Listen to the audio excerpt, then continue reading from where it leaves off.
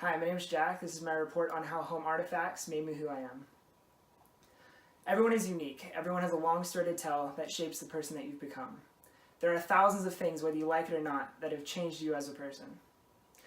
In this video, I'm going to share with you a little bit of what makes me, because according to Ronald B. Adler, our self-concept is our most fundamental possession, because without it, it would be impossible to relate to the world. And while I'm sharing this with you, I hope that you can find similarities with your own personal artifacts. Today we're going to take a look at my desk, a little red elephant from my grandmother's house, and an old map of Glamis sand dunes.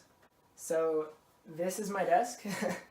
It's not much, but it's where I spend about 90% of my time, and I actually do quite a bit from here. This is where I've literally spent thousands of hours laughing and having a good time with my friends while playing video games or working on homework. My computer lives in this little cubby over here. And basically, it's the heart of my setup. This is the second iteration that I built back in 2016. And building computers is a little side hobby of mine.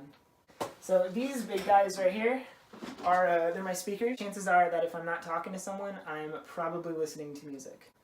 With these, I can really fit and support whatever mood I'm in at the time and fill it with whatever songs I'm feeling at the moment. Overall, when everything comes together, this is a pretty comfy place to spend time. And I filled it with all kinds of things that I like. So way up top here in the corner, I have my little red elephant. This little dude's from my bunk bed at my grandmother's house. According to Ronald B. Adler, my grandmother would be considered a significant other. He describes them as people whose opinions we especially value. And I value my grandmother's opinion a lot. My grandma passed away in 2012 when I was 13, so this guy reminds me of all the fun sleepovers I used to have with my cousins.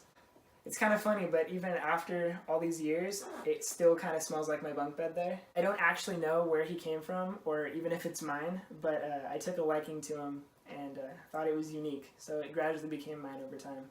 My grandma was always my biggest supporter and had the highest hopes for me. She thought that I was just the greatest thing on earth. Whenever my dad and I would come over, she would always yell at him for being too hard on me. I thought that was pretty funny. So here's a funny story about her. When I was little, all my cousins and the rest of my family used to call my grandmother Mimi. She didn't like to be called Grandma because it made her feel old, I guess. I have no idea why they called her this. Until one day when I was still learning to talk, I saw her collection of porcelain cows that she used to have. She used to have a big glass bookcase of porcelain cows. Apparently I started calling her Moo Moo. I never stopped calling her Moo Moo, so that stuck, and she was forever known as Moo Moo, thanks to me. So I usually keep this on my wall under my Halo poster, but this is a map of Glamis sand dunes. My dad and I used to come here every Thanksgiving, and usually every spring break.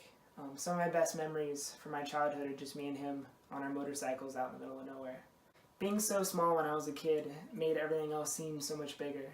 The rides where we would leave camp and not come back till it got dark felt like a huge adventure. I felt like Christopher Columbus going and exploring new parts of the desert that no one's been before. Where in actuality, we just rode 5 miles south and found a burnt down car. Looking at this map, I can remember it like it was yesterday. I can smell the race gas and being woken up on a Saturday morning by super loud motorcycles and big dune buggies ripping through camp on their way to go tear up some sand dunes. What made it so cool to me was how it seemed like a completely different world. Somewhere between drag racing and Burning Man. One of my favorite spots was Competition Hill, and that's actually right up here at the very top. This was one of the more popular spots in Glamis, where hundreds of people would form a line at the base of the hill and watch people drag race up to the top, or at least try to get up to the top. Seeing these tent cities and all these vendors and the hundreds of people sitting on motorcycles talking and just having a good time made me feel really happy, and I was really glad to be a part of it. Adler defines cognitive conservatism as the tendency to cling to an existing concept, even when evidence shows that it's obsolete. Sadly, these days are kind of over. I had 2 sisters that were born after this, and my father moved away. So I hold on to these memories because they make me happy and hopeful, and hopefully one day I can go do the same again with my friends, or maybe even my kids.